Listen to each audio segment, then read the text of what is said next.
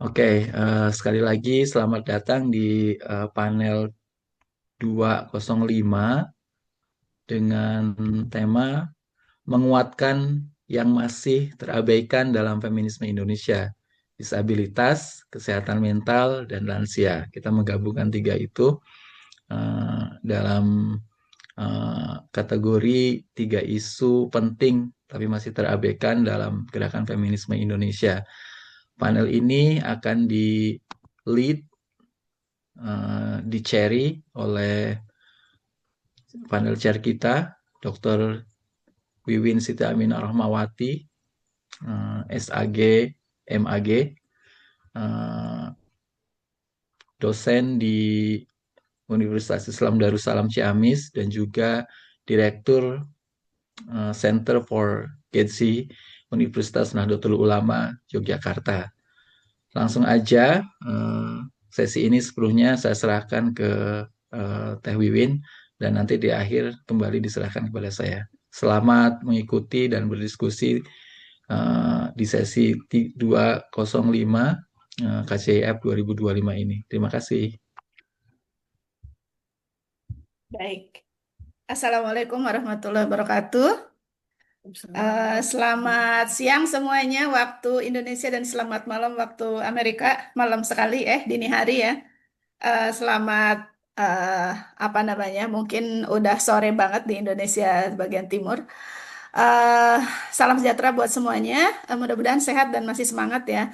Terima kasih kepada Pak Dr. Farid yang sudah membuka sesi ini. Baik, Bapak Ibu, teman-teman semuanya yang sudah ada di sini, juga kami ucapkan terima kasih atas kehadirannya. Mudah-mudahan sesi kali ini bisa memberikan apa namanya insight-insight baru bagi kita semuanya. Sebelumnya saya ingin memperkenalkan bahwa ingin menyampaikan kembali bahwa panel kali ini bertema ya tadi seperti yang disampaikan oleh Pak Mas Farid itu menguatkan yang masih dalam tanda kurung terabaikan dalam feminisme Indonesia, disabilitas, kesehatan mental dan lansia. Ini tuh aku banget ya karena sudah pralansia juga gitu ya. Jadi pasti saya personally akan mendapatkan banyak sekali insight dari para presenter. Nah, telah hadir di tengah-tengah kita empat presenter yang akan mempresentasikan tema-tema yang sangat menarik menurut saya. Yang pertama adalah Mbak Amira Nur Hanifa MSI ya dari ULab Indonesia. Dia akan atau Mbak Amira akan mempresentasikan topik dengan judul eh, judul apa namanya makalahnya atau presentasinya perempuan dengan disabilitas dalam media dan aktivisme antara stigma, representasi dan perlawanan di era pemerintahan baru. Menarik sekali saya baca abstraknya. Eh, Sangat tidak sabar untuk mendengarkan hasil risetnya. Kemudian juga ada Ninyoman Anna Martanti ya. Beliau dari Formasi Disabilitas Persatuan Orang Tua Anak-anak Autistik Makassar yang akan mempresentasikan papernya berjudul Peran Pengasuh dan Pekerja Sosial dalam Penyediaan Dukungan bagi Individu Autis, Studi Kasus di Kota Makassar. Ini studi kasus ya, pasti juga akan menarik nanti mungkin Mbak Ana bisa cerita soal dinamika ya, risetnya sendiri mungkin juga menarik ya cerita-cerita ketika riset.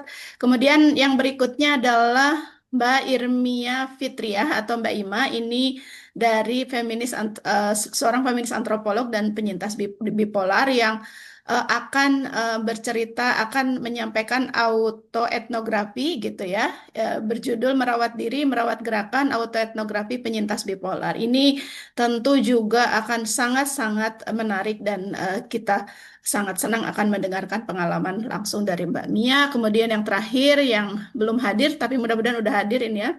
Sebentar lagi Mas Dani Irawan Yatim, MA, psikolog independen yang akan bicara soal lansia di Indonesia, eh, ageism and gerontofobia. Wah, ini ya saya sendiri eh, belum familiar dengan kata-kata dengan judulnya ya, dengan terminologi yang disampaikan nanti oleh Mas Dani, tentu akan sangat bermanfaat dan mendapatkan ilmu baru. Baik, eh, jadi empat presenter ini nanti akan mempresentasikan masing-masing ininya ya, makalahnya selama kurang lebih 15 menit ya, Mbak dan Mas Dani. Nanti sebelum 15 menit, beberapa menit sebelumnya akan saya kasih kode gitu sebagai timekeeper untuk segera menyelesaikan. Dan nanti kalau semuanya sudah presentasi, keempat-empat presenter, kita akan menyediakan waktu untuk Q&A atau apa namanya, berikan komentar. Nanti bagi teman-teman yang berkenan untuk langsung menyampaikan pertanyaan atau komentarnya langsung monggo, tapi juga bagi yang berkenan untuk menuliskan, nanti bisa menuliskannya di eh, kolom Q&A ya. Saya kira itu. Nah, baik teman-teman semuanya, kita akan mulai presentasi. Kita akan mulai mendengarkan paparan dari presenter pertama, yaitu lah tuh tadi ya ininya Mbak. Bentar ya. Hmm, hilang. Saya akan persilakan kepada Mbak Amira Nur Hanifa MSI dari ULab Indonesia yang akan presentasikan tentang perempuan dengan disabilitas dalam media dan aktivisme antara stigma, representasi, dan perlawanan di era pemerintahan baru. Kepada Mbak Amira dipersilakan waktu 15 menit dari sekarang. Baik, terima kasih banyak. Selamat sore semuanya. Saya langsung aja, saya izin share screen. Nanti boleh diinfokan kalau sudah terlihat ya. Ya, terima kasih Apakah bagi sudah terlihat? rekan-rekan, ya maaf bagi rekan-rekan peserta yang ingin apa namanya membuka videonya atau ininya ya, silakan bisa dibuka juga videonya. Makasih. Baik, saya akan langsung mulai aja. Selamat siang, selamat pagi juga, selamat malam gitu ya. Buat rekan-rekan semua yang hadir di sini, nama saya Amira Nur Hanifa. Saya biasa dipanggil Amira. Saya founder dari ULab Indonesia yang bergerak di youth empowerment dan juga social research. Nah, saya sendiri juga perempuan autistik dan ibu dari anak dengan autisme. Nah, presentasi ini seperti judulnya yang tadi sudah disebutkan juga gitu ya. eh, ini merupakan bagian dari temuan awal sebetulnya dari riset kualitatif yang sedang saya jalankan dan ini masih berjalan. Jadi nanti ini sifatnya masih berjalan, masih ongoing. Uh, Judul presentasi ini saya masih menggunakan istilah media secara luas karena memang media baik konvensional maupun digital mempengaruhi representasi perempuan dengan disabilitas. Tapi fokus saya di sini lebih mendalami pada ruang digital karena terutama di era sekarang ini media sosial menjadi arena yang nyata bagi perempuan aktivis dengan disabilitas untuk menegosiasikan identitas dan juga membangun narasi ya, narasi tandingan gitu dan melawan stigma. Nah, jadi kita akan melihat bagaimana praktik digital activism ini berlangsung sekaligus bagaimana ini berhubungan dengan konteks politik yang lebih luas gitu. Nah, sekilas aja mengenai mengapa riset ini penting dilakukan sekarang gitu ya. Penelitian ini tuh berangkat dari kenyataan bahwa sebetulnya yang saya lihat sendiri media konvensional itu masih sering gagal menangkap kompleksitas pengalaman perempuan dengan disabilitas gitu. Terutama ketika terlibat dalam aktivisme, representasi yang muncul cenderung simplification gitu ya, menyederhanakan dan juga mengabaikan realitas yang sebetulnya tuh jauh lebih kompleks. Nah, di sisi lain masih ada juga kebutuhan besar untuk menggali gimana sebenarnya perempuan dengan disabilitas ini merespons framing media ini dan bagaimana kami gitu ya mengatur strategi, menegosiasikan identitas dan bagaimana membangun narasi sesuai dengan pengalaman hidup kami gitu. Nah, situasi ini juga semakin relevan kalau kita hubungkan dengan konteks politik sekarang dengan direction yang ada gitu ya, perubahan arah kebijakan ini juga bisa berdampak pada aksesibilitas maupun ruang advokasi. Sehingga melihat interaksi antara media, kemudian aktivisme dan perubahan arah kebijakan ini menjadi semakin mendesak untuk dilakukan saat ini seperti itu. Nah, perempuan dengan disabilitas tadi seperti sudah saya sebutkan juga sering direpresentasikannya tuh masih terpolarisasi gitu. Kadang dilihat sebagai victimization atau justru inspiration porn gitu. Jadi antara dua itu selalu terlihatnya di situ. Sementara itu kompleksitas tentang perjuangan dan aktivisme itu jarang sekali muncul. Nah, kemudian kita melihat bagaimana konteks yang ada sekarang, kita melihat media sosial ini menjadi ruang alternatif yang relatif aman dan juga didengar gitu ya untuk mengekspresikan identitas dan juga aktivisme seperti itu. Nah, kemudian urgensi kajiannya itu sendiri, media di dalam konteks penelitian ini tuh saya melihat bukan sekedar sarana komunikasi ya. Media juga bisa berfungsi sebagai alat protes, ruang edukasi publik gitu ya, bahkan bisa menjadi wadah pengelolaan emosi kolektif. Nah, kita bisa lihat contohnya misalnya di dalam gerakan desain pink hijau kemarin gitu ya, sebagai counter naratif gitu terhadap poster-poster provokatif. Ini merupakan strategi visual untuk melawan provokasi. Nah, hal yang sama juga dengan perempuan dengan disabilitas gitu, menggunakan media sosial untuk membangun counter naratif terhadap stigma yang direproduksi oleh media-media yang sudah ada sebelumnya. Nah, sayangnya di dalam kajian feminis, terutama di region kita gitu ya, media terutama aspek desain dan visual itu seringkali dipandang sebagai sesuatu yang tidak sepenting itu gitu, masih sekunder dianggapnya gitu ya, tidak seperti misalnya kajian struktural atau ekonomi politik gitu. Padahal kalau misalnya saya mau quoting teori yang saya juga gunakan sebagai pisau analisis di sini, kalau dari Lisbeth Van Zunen itu di dalam Feminist Media Studies, justru media itu merupakan arena penting di mana tempat ideologi gender dan juga kekuasaan itu dinegosiasikan gitu. Jadi dengan kata lain, desain, representasi visual dan juga strategi komunikasi itu bagian yang sangat vital di dalam aktivisme feminis, termasuk aktivisme perempuan dengan disabilitas di dalamnya.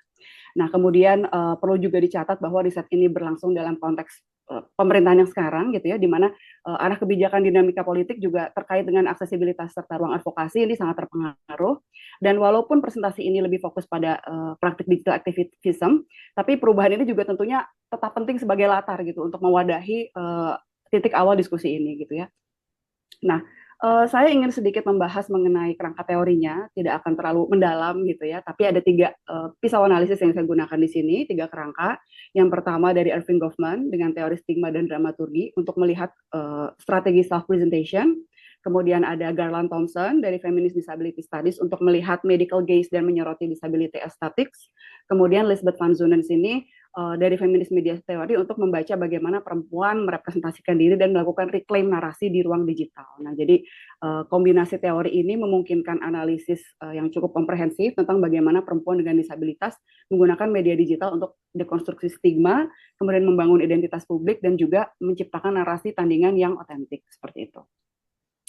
Nah, kemudian terkait sekilas metodologi tadi juga saya sudah menyampaikan. Jadi karena kondisi sekarang nih gitu ya, jadi pengumpulan data tuh agak tersendat karena kebetulan data collection pas kemarin lagi rame-rame. Jadi sementara ini saya fokus ke analisis konten kualitatif. Jadi saya menganalisis akun Instagram dari beberapa aktivis perempuan dengan disabilitas. Kemudian wawancara mendalam ini juga sudah mulai berjalan. Dimulai dengan Kak Apris yang nanti akan saya share juga hasilnya dan sudah mendapatkan approval untuk di-share di sini seperti itu. Kemudian saya juga memasukkan digital autoetnografi gitu ya, menempatkan diri saya sebagai subjek karena saya juga perempuan autistik yang sebetulnya late diagnosed. Jadi saya baru menerima diagnosis autism sesudah anak saya justru. Jadi saya memosisikan saya sebagai subjek, melakukan autoetnografi digital terhadap akun media sosial saya sendiri karena bagi saya media sosial itu adalah ruangan untuk ya menegosiasikan identitas saya sebagai perempuan autistik itu tadi, kemudian ibu juga dan peran-peran yang lainnya gitu. Jadi ini tidak hanya melihat keluar tapi juga refleksi ke dalam seperti itu. Nah, kemudian sebelum melakukan dan men-share hasil dari temuan-temuan gitu ya dari kajian literatur juga saya menemukan ada beberapa studi serupa sebetulnya sudah dilakukan. Tapi kalau saya mencari sebetulnya di region kita nih di Southeast Asia ini masih belum banyak gitu. Ini salah satu contohnya ini di UK. Jadi ini fokus dengan perempuan muda dengan disabilitas di media sosial, khususnya mengelola visibilitas dan risiko ini di UK. Ini mirip dengan pengalaman aktivis perempuan dengan disabilitas di kita juga yang perlu menimbang kapan dan bagaimana berbagai konten tentang dirinya itu diposting, diceritakan gitu. Jadi intinya ada kebutuhan untuk visible agar bisa beradvokasi dengan aman gitu ya. Tapi juga ya itu tadi harus tetap aman secara emosional maupun secara sosial karena ada risikonya. Seperti itu. Kemudian satu studi lain di Chili juga mirip dengan konteks Indonesia, di mana medsos itu menjadi kanal penting bagi aktivis perempuan disabilitas untuk menolak invisibilitas dan juga membangun solidaritas. Nah, di sini perempuan dengan disabilitas ini tampil sebagai aktor sosial mengartikulasikan diri mereka sendiri, sehingga narasi dan invisibilitas yang masih terjadi di media arus utama ini bisa di-counter dengan adanya hadirnya media sosial. Kemudian salah satu studi juga yang dilakukan di Swedia ini mengingatkan kita bahwa sebenarnya aktivisme digital perempuan dengan disabilitas di Indonesia sama juga tidak merata gitu. Ini temuan di Swiss juga sama, di Swedia juga sama.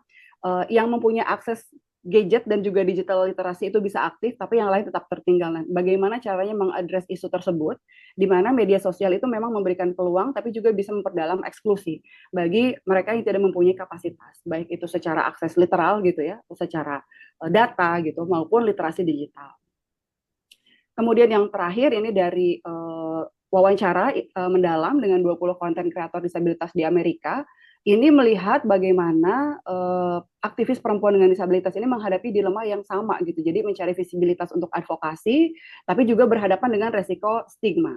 Kemudian juga ada moderasi platform yang juga ditemukan di hasil temuan saya, dan juga tentunya serangan online gitu. Jadi kalau boleh saya petakan dari 4 kajian literatur tadi itu kita bisa lihat benang merahnya gitu ya, media sosial itu memberikan peluang yang besar bagi perempuan dengan disabilitas untuk mengekspresikan diri, kemudian melakukan aktivisme, tapi peluang ini juga selalu beriringan dengan resiko gitu, dengan stigma dan juga limitasi. Nah, di dalam konteks Indonesia saat ini dengan maraknya macam-macam ya, jadi misinformasi juga banyak terjadi, penyebaran hoax gitu. Nah, ini semakin memperjelas pentingnya peran media, sehingga di sini media dan desain visual itu bukan sekedar alat komunikasi, tapi juga alat protes, alat edukasi, alat advokasi gitu ya, dan juga pengendalian emosi kolektif. Sehingga kalau kita geser ke konteks lokal, bagaimana media berperan di tengah kondisi yang seperti sekarang ini dan baru juga kita sedang kita rasakan gitu ya, saya akan masuk langsung ke bagian temuan. Jadi saya menganalisis akun Instagram dari perempuan aktivis dengan disabilitas, dan akun-akun ini akun stand alone, jadi bukan akun organisasi gitu. Walaupun mereka bagian dari organisasi, tapi yang dilihat adalah akun stand alone-nya. Nah, dari akun yang pertama adalah dari Kak Apris. Kak Apris ini adalah perempuan dengan disabilitas bipolar. Jadi dia mempunyai satu wadah yang dinamakan Apris Survivor Room. Jadi dengan fokusnya itu destigmatisasi disabilitas psikososial seperti itu. Nah, dari desain-desain dan dari pisau analisis yang coba kita lihat gitu ya, dia menggunakan desain yang sederhana tapi konsisten untuk mendukung narasi yang raw, kemudian jujur tentang pengalaman psikososial. Jadi baik di dalam konteks secara umum maupun dalam konteks disabilitas khususnya yang kita bahas di sini, desain dan media sosial ini sama-sama dipakai sebagai strategi untuk melawan stigma. Kemudian dipakai juga untuk merebut kembali narasi gitu. Nah, Epri sendiri sering berbagi pengalaman pribadi, termasuk misalnya kayak hospital visit, kemudian capture yang apa adanya. Dia juga terakhir ini recently menunjukkan story dia sedang berobat kembali gitu ya di hospital gitu dalam proses penyembuhan. Nah, counter naratif yang sering muncul di sini itu cukup kuat, terutama mengenai bagaimana you can rush healing. Jadi menantang ekspektasi masyarakat bahwa pemulihan itu harus cepat dan linier gitu. Apres juga banyak mengedukasi masyarakat gitu ya, terutama circle-nya untuk melawan kecenderungan diagnosis sembarangan. Misalnya jangan melabeli NPD gitu. Dia berusaha untuk menormalkan proses terapi dan pengobatan, sekaligus mengambil alih narasi dari medical gaze yang tadi saya sebutkan gitu, bahwa pengalaman pemulihan itu milik mereka sendiri, bukan sekedar objek medis gitu. Nah, tentunya menurut pengamatan saya gitu ya, dengan jumlah followersnya tidak terlalu banyak, kemudian dari hasil wawancara, Epri sendiri bilang bahwa dia lebih banyak aktif di TikTok. Jadi secara engagement itu lebih aktif di TikTok daripada Instagram. Dia merasa ada tantangan, yaitu risiko dari komentar buruk, kemudian shadow ban karena algoritma, kemudian juga moderasi yang ketat, terutama bahasa-bahasa yang harus dipilih terkait isu kesehatan mental. Gitu. Nah, tapi justru dari keterbatasan itu lahirlah strategi aktivisme yang otentik, karena Epri sendiri tidak banyak terlalu planning, tapi tentunya dia menyiapkan skrip gitu ya dari hasil konfirmasi dan temuan wawancara.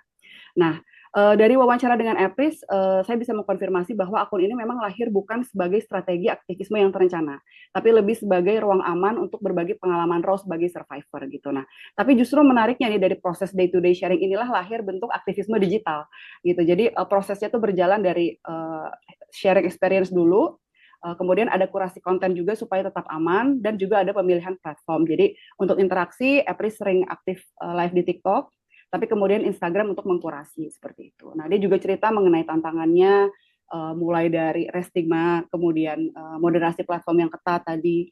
Terus dia juga lebih memilih dengan bombardir berita tentang demonstrasi kemarin gitu ya, banyak kabar yang bisa triggering buat teman-teman survivor. Apris kadang lebih memilih ruang private seperti grup WhatsApp survivor, karena dia juga memanage WhatsApp group juga sebagai bentuk ruang untuk yaitu tadi emotion management secara kolektif seperti itu. Nah, kemudian kita melihat bahwa wawancara ini bisa menajamkan analisis gitu, autentisitas personal ini bisa berkembang menjadi strategi counter naratif walaupun awalnya memang tidak diniatkan sebagai aktivisme formal. Nah, kemudian saya pindah ke aktivis satu lagi. Saya belum sempat mewawancarai Kanisi gitu ya, tapi saya sudah follow dari lama. Kalau kita ngelihat bagaimana Epris tadi menggunakan narasi Rao dan sangat Maaf, personal. 3 menit lagi ya, Mbak. Oh ya, baik. Nah, kalau Kanisi ini gaya aktivisnya itu lebih berwarna gitu. Jadi meng-highlight mengenai budaya tuli, kemudian aksesibilitas, juga menghubungkan isu disabilitas ini dengan gerakan solidaritas lintas isu seperti itu. Nah, kemudian kalau untuk digital etnografinya, ini adalah akun saya. Kalau saya sendiri menempatkan diri saya sebagai subjek melalui pendekatan tadi etnografi digital, dan strategi konten yang saya gunakan cukup berbeda gitu ya, karena banyak menggabungkan narasi personal. Karena saya sendiri baru didiagnosis, jadi prosesnya adalah belajar bersama-sama seperti itu. Kemudian saya akan mencoba langsung ke bagian temuan. Supaya langsung ke ininya intinya. Jadi kalau dari temuan awal kita bisa lihat aktivisme digital perempuan dengan disabilitas itu punya 3 lapisan utama. Yang pertama adalah presentasi diri dan strategi performatif gitu ya. Bagaimana dengan storytellingnya, kemudian persona-persona yang ditampilkan. Yang kedua adalah terkait tubuh dan visualitas. Bagaimana tubuh disabilitas ini diposisikan ulang dari objek tatapan menjadi subjek yang mengendalikan narasi. Kemudian yang ketiga juga tentunya tidak lepas dari representasi gender dan media. Karena aktivisme digital ini membongkar bias media yang sering menampilkan perempuan dengan ya itu tadi, dengan polarisasi antara korban atau inspiration porn. Sebaliknya di sini menunjukkan bahwa identitas yang otentik dan menegaskan perempuan dengan disabilitas itu cakap dan masuk di dalam percakapan publik. Jadi keputusan atau narasi tandingan ini adalah dibikin secara sadar, politis dan juga berdaya. Itu temuannya, dan ini posisinya masih berjalan, jadi nanti akan melakukan lebih banyak lagi wawancara, kemudian diskusi, dan juga pendalaman-pendalaman. Mudah-mudahan nanti setelah hasil obrolan dan juga obrolan yang lebih mendalam dengan lebih banyak aktivis, tentunya akan lebih kaya gitu ya. Saya akan meninggalkan presentasi ini dengan satu catatan kaki terakhir gitu. Saya ingin menegaskan bahwa di pemerintahan baru ini juga masih punya banyak PR gitu ya, soal inklusi disabilitas. Bahkan kalau kita melihat di level regulasi sendiri, di undang-undang sendiri belum mengakui neurodivergent termasuk autisme secara tepat. Jadi ketika di dalam diskusi atau FGD ketika saya bertemu sering sekali timbul pertanyaan, ini sebenarnya gue masuk kemana gitu.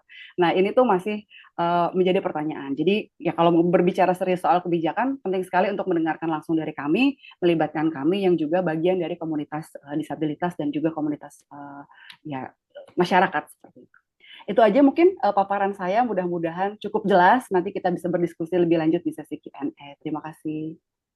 Terima kasih, tepuk tangan untuk Mbak Amira ya. Terima kasih Mbak Amira, presentasinya menarik ya, terkait dengan apa namanya perempuan dan media, perempuan disabilitas dengan disabilitas dan media sosial. Ini tadi dari dua studi kasus, sebenarnya 3 dengan Mbak Amira sendiri ya. Ini menarik, masing-masing memiliki apa istilahnya itu, memiliki keunikan dari aktivismenya, dan juga saya kira beberapa catatan terakhir tadi yang disampaikan oleh Mbak Amira bisa menjadi bahan untuk kita diskusi lebih lanjut di sesi diskusi nanti. Silakan bagi teman-teman yang punya pertanyaan bisa langsung, kalau ditulis bisa langsung ya. Sekarang takut lupa begitu di Q&A. Bagi yang akan bicara langsung mungkin bisa di hold dulu dan dicatat dulu. Baik, terima kasih sekali lagi Mbak Amira. Mudah-mudahan nanti risetnya bisa lengkap ya, dan bisa lebih apa istilahnya itu, pastinya akan lebih menarik dan mungkin bagus kalau kemudian dibaca oleh pemerintah ya sebagai apa namanya, supaya ada perubahan kebijakan. Sekali lagi terima kasih. Nah, sekarang kita akan mendengarkan presentasi yang kedua dari Ninyoman Anna Martanti SIPMA yang akan mempresentasikan makalahnya berjudul Peran Pengasuh dan Pekerja Sosial dalam Penyediaan Dukungan bagi Individu Autis. Ini studi kasus di Kota Makassar. Baik, kepada Mbak Anna, dipersilakan 15 menit dari sekarang, Mbak. Monggo. Baik, terima kasih Mbak Wiwit. Selamat siang teman-teman semua. Sebentar, saya kasih besar sedikit. Baik, terima kasih atas kesempatan yang diberikan. Ini kali kedua ya, saya ikut di KCIF. Saya ikut yang pertama juga terkait dengan isu disabilitas, terutama dengan autistik, karena saya sendiri adalah orang tua dengan anak penyandang autisme. Saya adalah sekretaris dari Persatuan Orang Tua Anak Autistik Makassar dan juga koordinator untuk formasi disabilitas di wilayah Sulsel. Nah, ini teman-teman sekalian, saya ingin share sedikit terkaitkan ini kan saya kebetulan di Makassar dan saya aktif di berbagai komunitas yang ada di Kota Makassar, terutama dengan apa namanya keluarga dengan penyandang autisme. Nah, beberapa kali kami bersinggungan dengan para orang tua, para pengasuh. Biasanya mereka sering curhat-curhat begitu. Nah, salah satunya yang sempat saya capture di sini dari salah seorang ibu, mereka itu sebenarnya ingin diberi waktu dan ruang untuk diri sendiri. Bahkan cukup 1 hari saja agar mereka tidak stres dan pusing. Jadi nggak mesti harus ke Bali atau healing, healing ke apa namanya anak-anak muda sekarang ke tempat wisata. Nah, berangkat juga kenapa saya melakukan studi kecil ini selain dari pengalaman teman-teman keluarga penyandang autisme juga, dan juga saya sendiri juga hadir dari keresahan di mana di Kota Makassar itu apa namanya biasanya peran-peran pengasuh ini cenderung diabaikan. Makanya pas banget ini dengan topiknya ya menguatkan yang masih terabaikan. Itu karena dianggap sebagai take it for granted ya. Jadi biasanya berkaitan dengan pengasuhan bagi individu penyandang autisme ini eh, biasanya dianggap menjadi tanggung jawab eh, perempuan, terutama ibu gitu. Nah, sementara di sisi lain, aksesnya mereka terhadap sumber pengetahuan, akses terhadap dukungan-dukungan yang bisa membantu ibu dan perempuan ini sebagai pengasuh individu penyandang autisme itu sangat sedikit, sangat kecil. Dan juga berangkat dari keinginan, karena kalau di Kota Makassar kebetulan sementara menyusun rencana aksi daerah penyandang disabilitas, dan kami ingin memasukkan beberapa isu-isu terkait pengasuhan ini termasuk dukungan pekerja sosial. Karena kalau dari pekerja sosial sendiri itu sangat terbatas ya, ya terutama yang autisme. Sedangkan disabilitas saja secara umum itu masih sangat terbatas, apalagi autisme. Karena sebagian besar itu memang masih peksosnya terlibat dalam isu-isu sosial yang umum seperti pengasuhan untuk atau perawatan untuk lansia, nafsa. Dan teman-teman Peksos ini memang juga masih jarang ya eh, mendapatkan pelatihan atau bahkan bersentuhan langsung dengan individu autisme ini. Kecuali pada event-event besar yang kebetulan karena di Kota Makassar ini komunitas disabilitasnya sangat aktif, itu jadi kita biasanya berkegiatan dan biasanya kalau di event-event besar seperti Hari Disabilitas, Hari Anak, itu memang banyak melibatkan pekerja sosial. Kalau misalnya kita juga berkegiatan di Sentra Wirajaya dari Kemensos ya punya fasilitas. Nah, itu biasanya juga memang mereka bersentuhan tapi itu hanya apa namanya sebentar dan tidak secara langsung juga gitu. Nah, eh, sebelum kita masuk ke peran pengasuhan ini mungkin untuk bagi teman-teman lain yang mungkin belum terlalu familiar mengenai apa autisme. Tadi mungkin Mbak Amina sudah sempat menyampaikan ya bahwa autisme itu juga adalah gangguan perkembangan neurologis. Itu jadi biasanya itu mereka mengalami hambatan dalam berinteraksi sosial, komunikasi dan perilaku. Untuk autisme sendiri ini biasanya disebut dengan autism spectrum disorder karena memang itu sangat bervariasi gitu. Jadi bahkan apa namanya ya diagnosanya juga ada yang ringan, ada yang berat dan biasanya berbeda-beda gitu setiap individu. Makanya disebut dengan spektrum. Nah, kalau secara global itu untuk penyandang autisme itu kalau dari Global Burden of Disease Study itu tahun 2021 itu diperkirakan itu secara global 1 banding 127 orang yang menyandang autisme. Meskipun ini juga istilahnya data yang tidak belum mencakup semuanya. Bahkan di kalau di Kota Makassar sendiri juga masih banyak ya yang menyembunyikan keluarganya, anaknya yang menyandang autisme. Jadi juga masih kalau untuk pendataan memang juga kadang-kadang kita masih susah di situ. Nah, sementara di sini saya fokus pada pengasuh atau caregiver dari eh, pengasuh keluarga yang berasal dari keluarga, yaitu yang memberikan perawatan secara sukarela tanpa bayaran dan biasanya memiliki hubungan pribadi atau kekerabatan atau kekeluargaan dengan individu autismenya ini. Dan untuk pekerja sosialnya itu adalah yang teman-teman dari biasanya kami kalau di sini dari Kemensos, dari Dinsos, dari UPT atau dari ULD Unit Layanan Disabilitas yang memiliki pengetahuan dan keterampilan serta ada sertifikasi kompetensinya.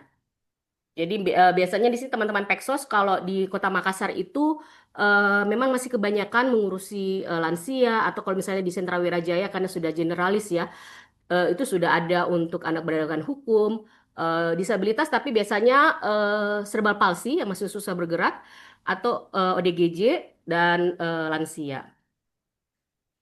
Nah, target untuk melakukan studi ini yang juga nanti akan kita serahkan sebagai rekomendasi kepada pemerintah Kota Makassar agar penyusunan rencana aksi daerah penyandang disabilitasnya ini bisa lebih kompleks dan mendukung diintegrasikannya pekerja sosial ini juga untuk lebih diperkuat kepada teman-teman disabilitas. Jadi kami saya menargetkan studi ini untuk pengasuh keluarga dan juga pekerja sosial di Kota Makassar dengan melakukan beberapa pengumpulan data seperti melakukan menyebarkan kuesioner, melakukan wawancara, interview dan juga diskusi-diskusi dengan perwakilan komunitas. Kalau di Kota Makassar sendiri yang terdata di kami di Informasi Disabilitas itu ada 22 organisasi penyandang disabilitas. Di mana ada dari 22 ini ada 5 komunitas atau lembaga yang berkaitan dengan individu autistik. Ada POAM ya, tadi seperti saya POAM, Persatuan Orang Tua Anak Autistik, ada Forkesi itu juga gabungan dan ada juga autismenya, ada Portadin, Persatuan Orang Tua dengan Anak Disabilitas, ada Frasa, itu biasanya dari keluarga-keluarga yang masih kecil-kecil anaknya yang menyandang autisme atau ADHD, ada juga Klub Belajar Sifat Tokoh untuk fokus pada keluarga prasejahtera dengan anak disabilitas, apalagi ya, ada pokoknya ada 5. Nah, biasanya juga dari 5 komunitas atau lembaga ini orangnya sama aja gitu. Jadi saya misalnya saya di POAM, saya juga di Klub Belajar Sifat Tokong seperti itu. Mungkin ada juga yang di POAM, ada di Forkesi, ada yang di Frasa seperti itu. Nah, beberapa temuan kita untuk hasil dari studi ini adalah kebanyakan memang responden kita adalah perempuan ya. Dari 92% hanya 8% laki-laki. Ini juga sebenarnya kenapa studi ini dilakukan karena berangkat dari ketika kita melihat WA group itu yang aktif kebanyakan memang perempuan dari beberapa WA group komunitas. Dan ternyata juga ketika kita menyebarkan survei dan juga melakukan wawancara, memang yang biasanya merespon itu 98 ini hasilnya 92% perempuan. Dan hubungannya adalah memang ibu, biasanya ibu, ayah itu ada hanya 8,2% yang ayah. Nah, rata-rata pekerjaan dari pengasuh keluarga ini memang paling besar atau paling tinggi adalah tidak bekerja, ada 59,20%.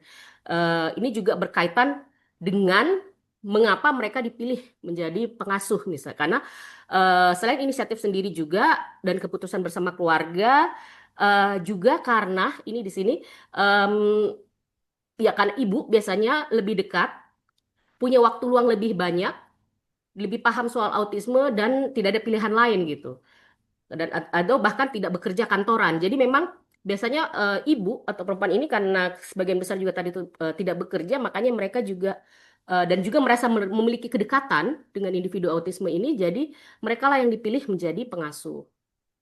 Nah, sementara menurut keluarga-keluarga atau pengasuh ini memang paling mayoritas adalah perempuan yang menjadi pengasuh ya. Tapi juga kadang-kadang tergantung situasi ternyata juga 34% mungkin ketika misalnya si ibu ada kegiatan lain akhirnya bisa diganti oleh kakak atau orang ayahnya gitu. Tapi yang dibagi secara setara itu sangat kecil sekali. Nah, ketika ditanyakan juga apakah eh, responden ini atau yang diwawancara ini eh, mereka mendapatkan kerja pengasuhan apakah karena dia perempuan atau tidak?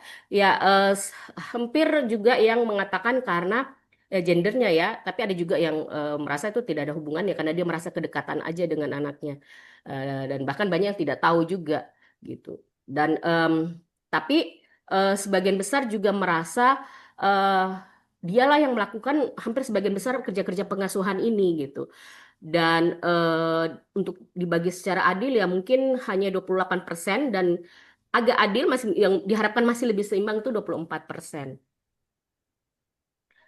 Nah, biasanya ketika kita tanyakan juga mengenai tantangan emosional yang dihadapi oleh pengasuh ini, terutama perempuan ini, eh, yang biasanya timbul itu adalah yang paling banyak itu perasaan stres atau cemas gitu.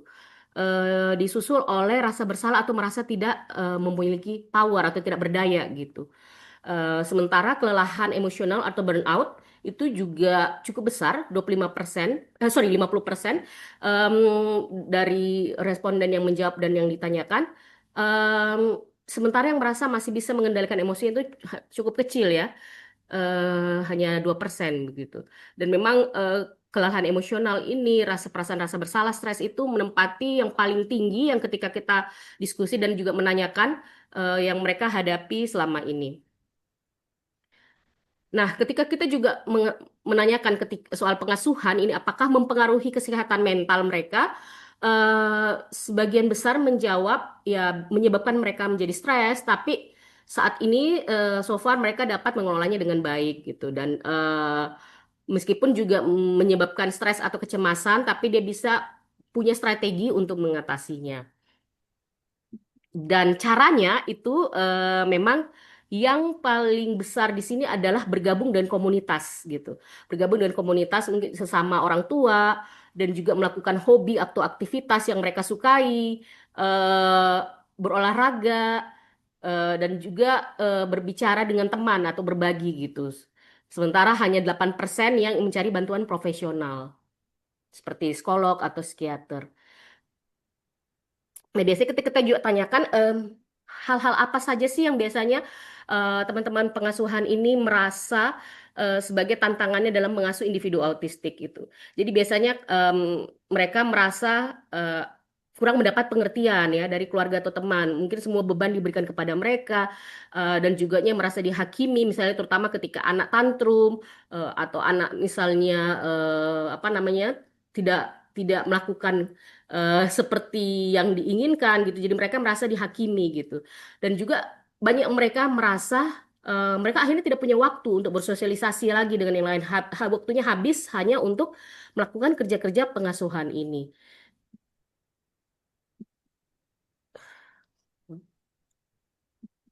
Nah, akhirnya biasanya mereka juga kita tanyakan ketika mereka apa namanya melakukan kerja pengasuhan ini apakah mereka juga mengandalkan dari dukungan keluarga lain, teman atau tetangga atau komunitas.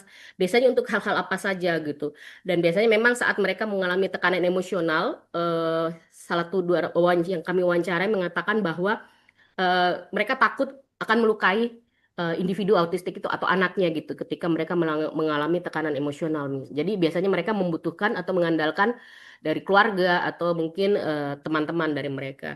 Dan juga misalnya untuk membantu tugas pengasuhan sehari-hari, misalnya untuk saudara,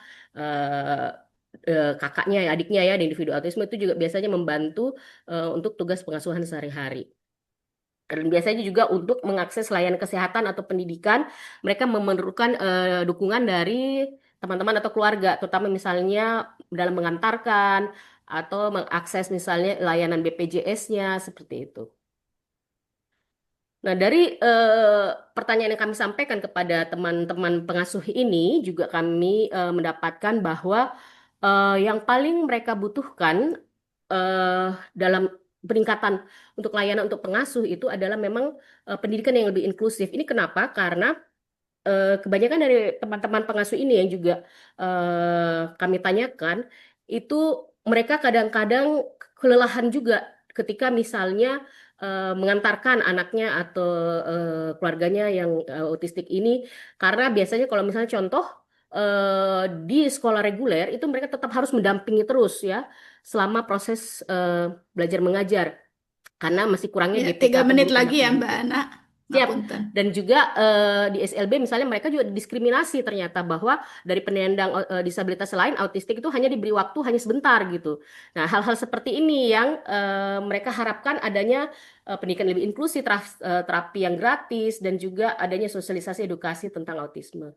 Dan dukungan yang mereka harapkan itu adanya unit terapi atau kesehatan keliling yang bisa membantu mereka juga adanya pelatihan dari sesama pengasuh atau caregiver atau komunitas dan layanan jaga sementara serta kelompok dukungan lokal. Nah, peran pekerja sosial di sini kalau dari yang saya dapatkan dari hasil interview juga dan juga wawancara, kalau di Sulawesi Selatan sendiri ada 74 orang ASN dan 95 orang non ASN untuk pekerja sosial yang terdaftar di organisasi DPD IPSPI atau organisasi dari pekerja sosial profesional Indonesia. Dan khusus Peksos untuk disabilitas itu hanya kurang lebih 15 orang. Namun misalnya contohnya di Sentra Wirajaya itu yang dibawa Kemensos sejak diganti menjadi generalis ya. Jadi dulunya kan Sentra Wirajaya itu khusus untuk penyandang disabilitas. Namun sekarang zamannya Bu Risma dulu diganti menjadi generalis, jadi semua juga melayani klien-klien non disabilitas seperti lansia, ODGJ, ABH seperti itu. Dan ketika saya tanyakan, memang hampir banyak yang belum pernah bersentuhan atau menangani individu dan autisme, dan hanya sedikit sekali dalam setahun itu menangani individu autisme. Mungkin tadi seperti event-event saja ya. Nah, yang menurut mereka sendiri Peksos ini yang dibutuhkan oleh pengasuh individu autistik itu dukungan psikososial, mental health, dan juga layanan kesehatan inklusi serta bantuan ekonomi. Dan sebagai Peksos yang dibutuhkan agar mereka dapat membantu pengasuh individu autistik ini, mereka juga membutuhkan adanya pelatihan khusus tentang autisme dan intervensi sosial serta kolaborasi lintas sektor ya, karena memang masing-masing masih beda-beda. Ada yang kan ASN, non ASN, ada yang ditempatkan di Kemensos, Dinsos, dan sebagainya, di UPT dan sebagainya.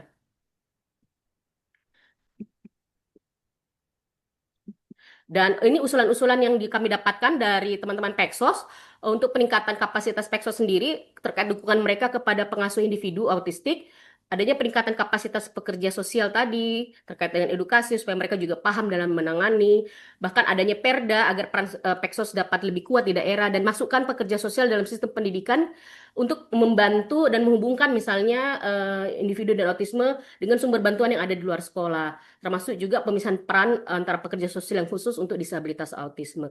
Dan ini memang hasil dari studi ini akan kami sampaikan kepada pemerintah Kota Makassar agar memang lebih memperhatikan, dan bahkan kami rencananya juga oleh teman-teman komunitas di Kota Makassar ini akan merevisi kembali lagi Perda Disabilitas karena sudah lama sekali ya, dan kami ini berencana setelah adanya RADPD ini kita akan masuk ke Perda tentang disabilitas ini. Jadi kesimpulannya, berdasarkan pengalaman kami selama ini, memang perempuan ya yang memegang peran sentral vital dalam mendampingi individu autistik. Dan sementara untuk meningkatkan kualitas hidupnya mereka, kita perlu sinergi sebenarnya antara pengasuh, pekerja sosial, dan juga didukung oleh adanya kebijakan-kebijakan inklusif, pelatihan-pelatihan khusus, serta layanan lintas sektor yang responsif terhadap kebutuhan autistik ini. Ini quote yang sangat saya sukai sebagai seorang tua dan anak autistik. Oke, terima kasih banyak atas kesempatannya. Kita bisa lanjut lagi dengan diskusi dengan teman-teman sekalian. Terima kasih. Terima kasih Mbak Ana, tepuk tangan untuk Mbak Ana. Ya, terima kasih ya presentasi hasil penelitian yang menurut saya data-datanya cukup banyak dan komprehensif ya. Dan juga tadi rekomendasi atau harapan-harapan itu datang dari pekerja sosial tadi, dan senang sekali tadi Mbak Ana menyampaikan ke kita bahwa hasil dari penelitian ini juga akan diberikan ya rekomendasinya kepada pemerintah Kota Makassar, dengan harapan nanti akan ada perubahan signifikan terkait dengan isu penyandang disabilitas dan juga dukungan terhadap pekerja sosial. Saya kira nanti kalau misalnya Mbak Ana, kalau misalnya berhasil, bisa juga ini menjadi best practice yang bisa direplikasi di banyak tempat. Apalagi tadi Mbak Ana menyebut soal RAD ya. Jadi rencana anggaran daerah tentang penyandang disabilitas, kalau kemudian itu bisa masuk ke anggaran, maka kemungkinan besar artinya peluangnya besar untuk kemudian ada peningkatan kapasitas, ada penguatan-penguatan psikososial, dan juga penyediaan layanan gitu ya, Mbak. Karena memang kalaupun banyak rekomendasi tapi tidak masuk ada anggaran, itu juga sama aja bisa. Itu, saya kira ini catatan menarik, Mbak Ana. Terima kasih.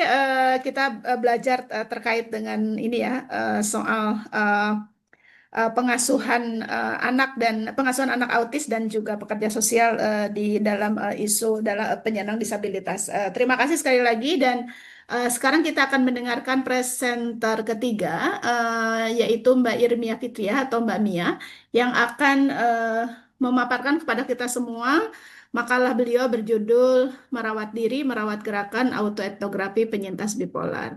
Waktu 15 menit untuk Mbak Irmia dari sekarang. Silakan Mbak Irmia.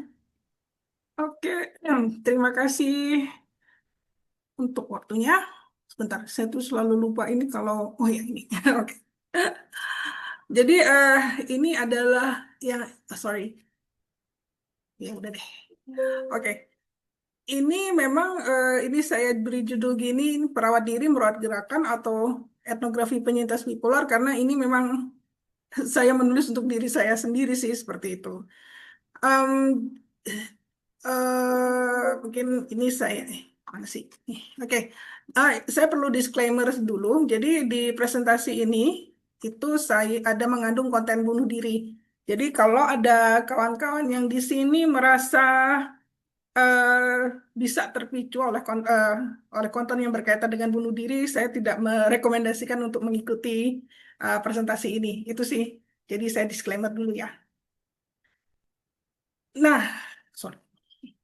Nah, jadi gini, saya ini memang akan berencana. Jadi ini belum saya kerjakan, ini masih rencana. Saya akan membuat tulisan tentang autoetnografi penyintas, ya, atau etnografi saya sendiri penyintas bipolar terkait dengan keterlibatan saya dalam gerakan ya. Makanya saya beri judul merawat diri, merawat gerakan. Latar belakangnya apa sih gitu. Nah, latar belakangnya ini kesehatan mental dan situasi sosial politik. Karena saya memang secara pribadi saya kan juga sering engage dengan gerakan sosial politik. Jadi ya latar belakangnya seperti ini. Jadi memang kita kita tahu lah ya ini common common situation I think itu bahwa situasi sosial politik itu berpengaruh pada kesehatan mental. Nah, memang ada studinya ya, misalnya soal ketidaksetaraan gender itu berpengaruh pada kondisi mental perempuan. Ini studi dari Malhotra dan Shah di India. Jadi memang gender equality, gender equality itu sangat penting ya, karena kalau tidak setara biasanya perempuan atau gender minoritas yang memang akan terdampak kondisi mentalnya. Lalu ada studi juga ini tentang COVID-19 yang mempengaruhi, jadi COVID-19 itu mengaruhi situasi sosial politik sama lah dengan di Indonesia, itu di Iran. Dan ini juga berpengaruh pada kondisi mental di sana di Iran. Lalu ini ada kekerasan politik ini mempengaruhi kondisi mental imigran Latin di Amerika Serikat. Kita tahu lah, imigran Latin ini kan stereotypingnya kalau di Amerika itu kan dia pembuat kayak rusuh-rusuh seperti itulah. Jadi mereka kan sering dapat kekerasan dari polisi juga kan kalau di Amerika Serikat. Nah, pendekatan yang saya gunakan itu adalah autoetnografi. Jadi autoetnografi itu adalah genre penelitian autobiografis. Kebetulan saya ikut kelasnya Mas Dani untuk penulisan autobiografi yang menekankan pada pengalaman personal dengan konteks kultural yang ada ya. Jadi menghubungkan subjektivitas peneliti dengan dinamika budaya yang ada. Memang sih ya kalau soal kontroversi metode itu kan biasa ya di dunia ilmiah. Memang autoetnografi juga masih jadi kontroversial bahkan sampai sekarang walaupun sudah ada dari beberapa tahun yang lalu. Tapi ya saya tidak mempermasalahkan hal tersebut karena itu bukan fokus saya. Lalu yang kedua ini adalah soal latar belakang, konteks situasi umum. Jadi saya membuat tipologinya seperti ini. Jadi kondisi mental versus realitas sosial politik yang ada di Indonesia. Diagnosa medis dan realitas realnya. Kalau secara medis sih memang sudah baku ya ada DSM itu ya yang biasa digunakan psikolog psikiater itu. Nah, yang saya juga temukan ada studi ini dari Pak Tabrani namanya. Jadi ternyata bunuh diri itu menjadi salah satu penyebab kematian terbesar di Indonesia. Ini saya kutip dari sebuah artikel. Nah, realitas realnya sebenarnya di Indonesia itu bahkan di kalangan teman-teman saya sendiri itu banyak yang menunjukkan gangguan mental, tapi tidak mengetahui bahwa hal tersebut adalah gangguan mental. Informasi di TikTok di mana-mana tadi disebutkan ya sama Mbak Amira ya tadi di TikTok kan banyaklah informasi itu baik yang dari Indonesia maupun yang dari luar negeri banyak informasi gitu. Tapi ada hal-hal yang mungkin orang memang tidak tahu karena belum terpapar atau bisa jadi penyangkalan atau dan lain-lain ya saya nggak tahu lah banyak banyak hal ini karena saya belum menelusuri lebih lanjut. Nah, kebetulan ini tadi yang saya disclaimer di awal, kebetulan saya punya pengalaman pribadi ada teman yang meninggal karena bunuh diri. Memang ya tipikal kasus bunuh diri. Jadi teman saya ini dia kebetulan sudah berkeluarga, teman saya ini laki dan kami lumayan dekat ya. Dia sudah berkeluarga, saya juga kami bertiga, maksudnya saya, dia dan istrinya kan berteman dekat. Mereka sudah punya anak dua dan suatu hari, padahal saya masih ingat karena beberapa hari sebelumnya, saya kan suka bercandaan sama dia tuh. Dan beberapa hari sebelumnya saya masih ngobrol-ngobrol santai aja via WA sama dia. Ternyata beberapa hari kemudian dia dikabarkan meninggal karena bunuh diri, dia gantung diri waktu itu. Jadi seperti itu dan ini memang apa ya, dari dari sini saya belajar memang memang kita belum aware ya, karena kelihatannya teman saya itu hidupnya secara pekerjaan dia sukses, secara materi pokoknya dia terpenuhi, tapi ya dia bunuh diri seperti itu. Nah lalu kemudian ada aturan versus realitas realnya gimana sih? Aturan kita punya, ini beberapa aturan saja ya. Ini ada Permenkes nomor 54 2017 tentang penanggulangan pemasukan pada ODGJ. Memang sudah banyak sih upaya yang dilakukan untuk melepaskan ODGJ dari pemasungan. Sudah banyak upaya yang dilakukan walaupun memang masih ada yang belum terpapar terhadap hal tersebut. Lalu Undang-Undang Nomor 8 tahun 2016 tentang disabilitas. Nah, ini kan disabilitas mental kan menjadi salah satu disabilitas yang disebutkan di dalam undang-undang tersebut. Namun realitas realnya, syarat dalam lowongan kerja itu masih saja banyak yang mencantumkan sehat jasmani dan rohani. Sebenarnya saya nggak bisa kerja karena kan saya nggak sehat. Jasmani sebenarnya saya juga masih ada gangguan, jadi sebenarnya saya nggak sehat kok. Nah, ini ada satu contoh menarik. Jadi di suatu kementerian, di suatu lembaga kementerian di Indonesia, memang ada mereka punya staf ODGJ. Tapi kemudian staf ini disuruh resign karena dia terlalu sering absen. Padahal dia orang dengan schizofren ya. Eh, jadi ya waktu itu sempat ramai dia orang ya bekerja di kementerian. Nah ini kan sebenarnya kan aturan ya tipikal di Indonesia ya. Aturannya ada, tapi kemudian orang kan tidak memahami orang dengan schizofren itu kan otaknya ya mereka punya kekhasan di dalam otaknya sendiri dan memang tantangan untuk bekerja itu kan ya tantangan sekali ya. Bahkan saya juga menemui tantangan kalau dalam bekerja ya. Dengan rutinitas itu kan saya jadi tantangan tersendiri buat saya. Sementara kerja kan harus rutin. Nah, ini lalu tentang harapan dan harapannya quote-unquote ya, dan realitas real. Harapannya sih kita diharapkan, ini maksudnya kita secara masyarakat itu kan diharapkan bisa produktif. Orang tuh kan mengharapkan bisa produktif, apalagi dengan iklim, dengan kultur sosial budaya ala motivator itu kan orang diharapkan harus baik-baik saja seperti itu kan. Tapi kan realitas realnya di saya misalnya ada masa hipomania sih hipomania ini enak. Kalau pas lagi hipomania saya bisa kerja bukan dengan baik dan benar ya, kerja dengan bisa sampai lama-lama gitu, tapi ngawur juga hasilnya ya. Dan ada masa depresi. Kalau sudah masa depresi, itu saya kesulitan untuk meregulasi atau berhadapan dengan diri sendiri gitu.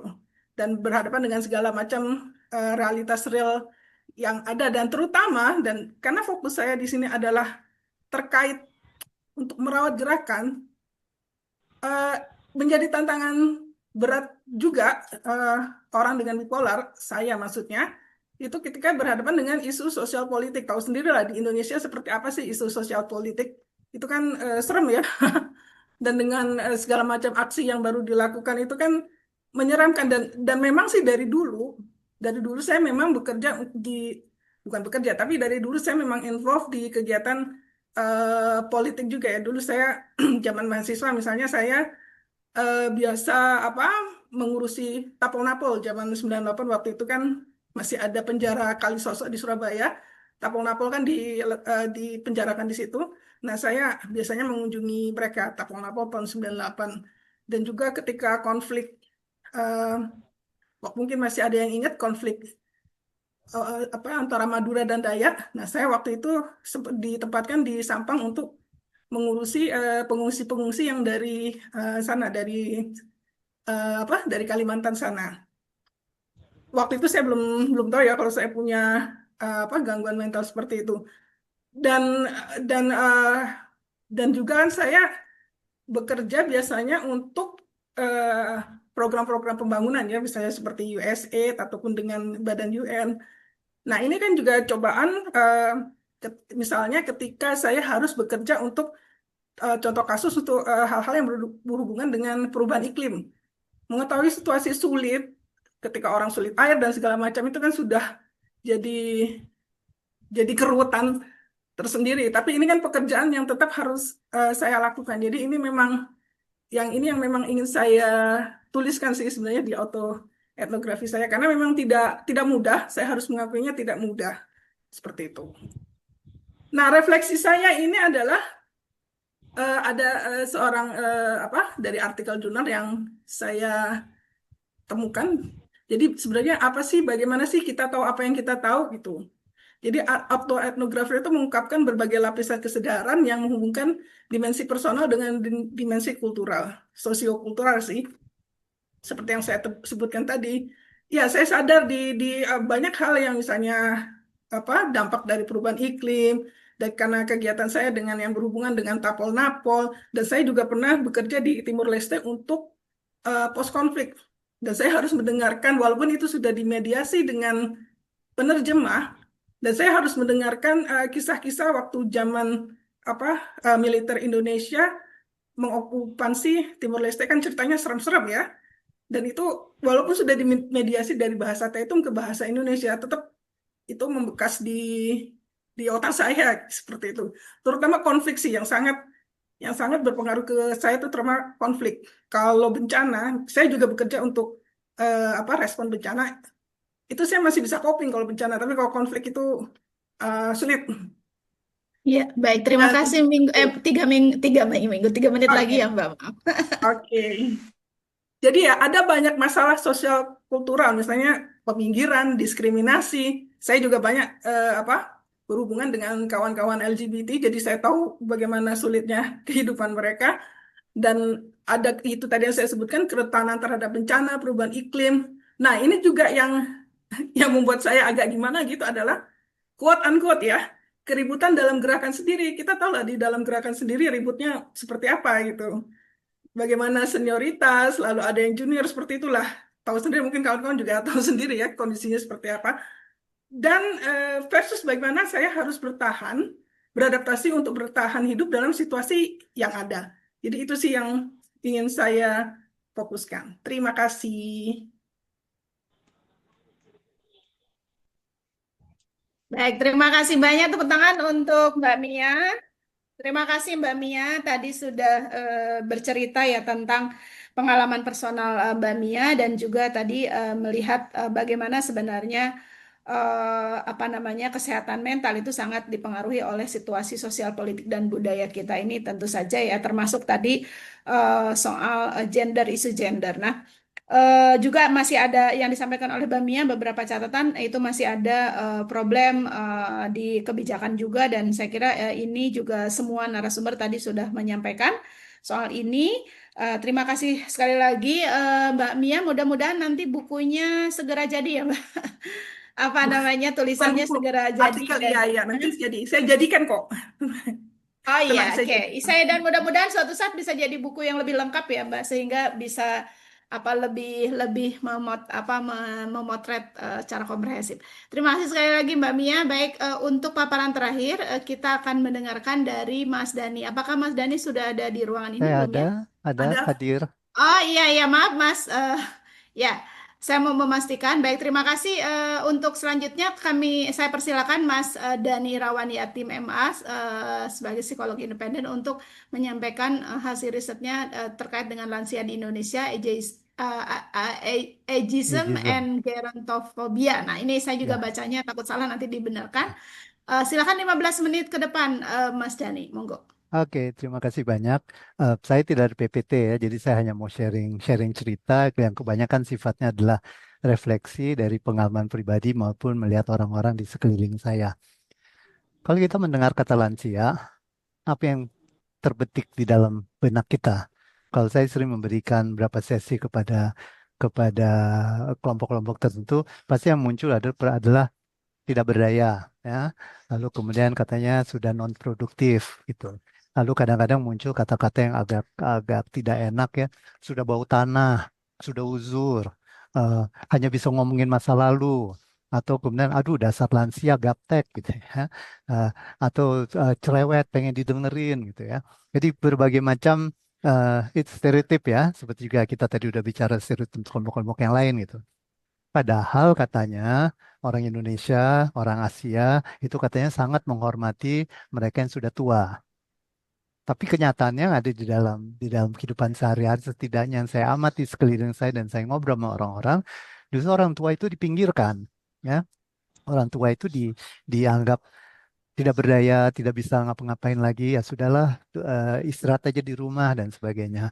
Nah, saya melihat ini adalah sebuah apa stereotip yang sifatnya ageism. Jadi kalau kalau misalnya kita ngomong apa eh, seksisme itu kan merendahkan jenis kelamin tertentu, racism merendahkan ras tertentu, ageism itu merendahkan kelompok usia tertentu.